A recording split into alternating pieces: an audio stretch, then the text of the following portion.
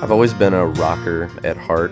Maybe 10 years ago, I wanted to be the next Bono, and I have the pictures and the glasses to prove it. After I got out of college, I spent a couple months writing and got into a place of what the hell am I doing with the rest of my life? And during that period, everything I wrote started to sound more and more obviously country, which I had grown up on country music and shunned it for a while, and I had resisted it for a while, and then kind of let myself experiment. And the more that I opened up and write what came naturally to me and what came naturally out on the guitar and melodically, the better the songs came out, the better the quality was, the more people reacted positively to what I was writing and performing.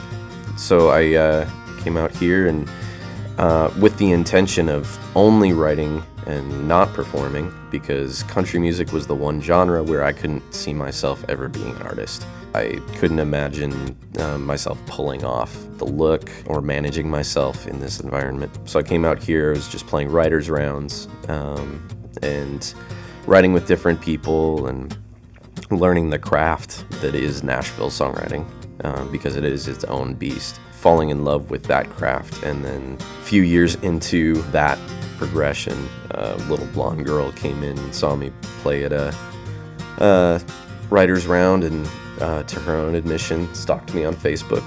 We started corresponding and tried writing together and bonded over both shared musical influences and past experiences and shared struggles. And I saw in her an ability to network and do the business side of things, and she saw my creativity, and we decided to be a team. That's Kate, and we're in the Kate Hastings band. I came up with this riff a few years ago when we were playing it, and I immediately played it in drop D tuning because that sounds a little ballsier and a little more rock. But knowing her and knowing her range as well as I have come to know it, knew that it wasn't going to work.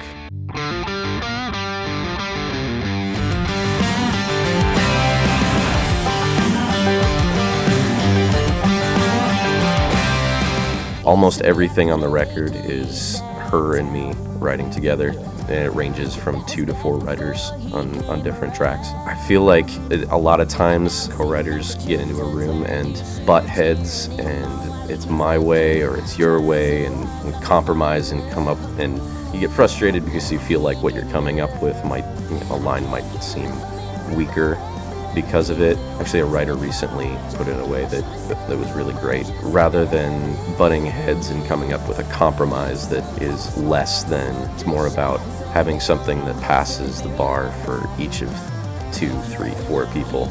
And if all 4 of you like that, it's inevitably going to be a much stronger song. There's a 3-year rule in Nashville, and I've found to be very true. After about 3 years of living here, you're going to see everybody that you moved here with start to give up and go home, go back where they were more of a big fish in a small pond. You'll find that you'll stick out because you stuck it out.